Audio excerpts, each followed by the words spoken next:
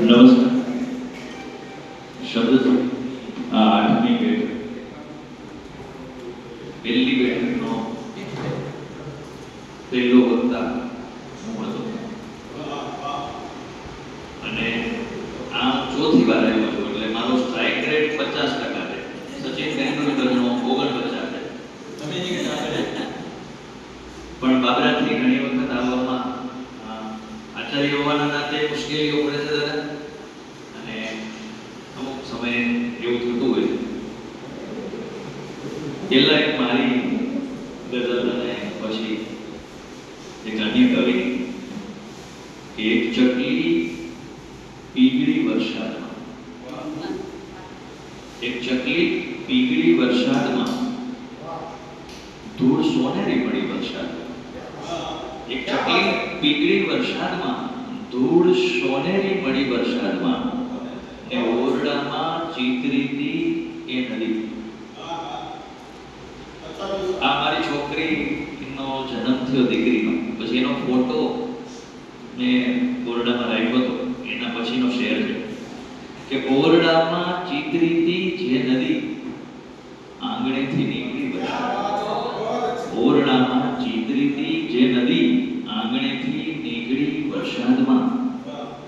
ને આ શેર જોજો મિત્રો, કે ડાઘ વીટીનો વધુ ઘેરો થયો. વીટી બેઠો હોય ને, એને કાઢો એટલે ડાઘ હોય. કે ડાઘ વીટીનો વધુ ઘેરો થયો, સેજ પલળી આંગળી વરસાદ. વીટીનો વધુ ઘેરો થયો, સેજ પલળી આંગળી વરસાદમાં, ને મોહ ઘરનું એમ લટકે છે હવે. મોહ ઘરનું એમ લટકે છે હવે, જેમ માળામાં સડી વરસાદમાં. મોહ ઘરનું એમ લટકે છે હવે, જેમ માળામાં સડી વરસાદમાં. અને કોણ સમણે આવ્યું ઓચિંતું, કોણ સમણે આવ્યું ઓચિંતું આ ઘરમાં આવી વાજળી વરસાદમાં. કે ઘરમાં આવી વાજળી વરસાદમાં, ને આપણી વચ્ચે પડી ગઈ હતી કદી, આપણી વચ્ચે પડી ગઈ હતી કદી, ગાંઠ આજે ઓગળી વરસાદમાં. આપણી વચ્ચે પડી ગઈ હતી કદી, ગાંઠ આજે ઓગળી વરસાદમાં. અને છેલ્લો શેર છે કે સ્વાતિ નક્ષત્રે છીપમાં મોતી ફળે.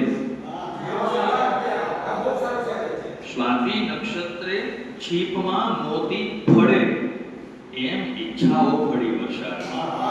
સ્વાતિ નક્ષત્રે મોતી ફળે, એમ ઈચ્છાઓ ફળી વરસાદમાં.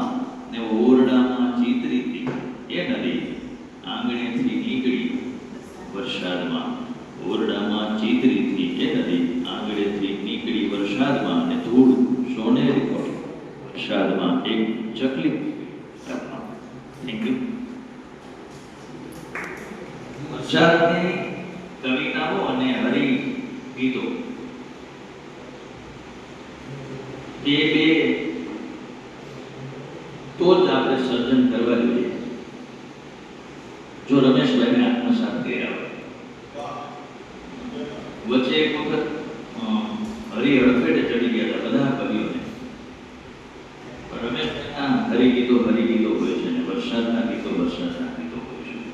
અને એ કવિઓ વચ્ચે અસમંજસ હતું કે કોમાં રજૂ કરવું, અને જોશીને રજૂ કરવું કે રમેશ. પણ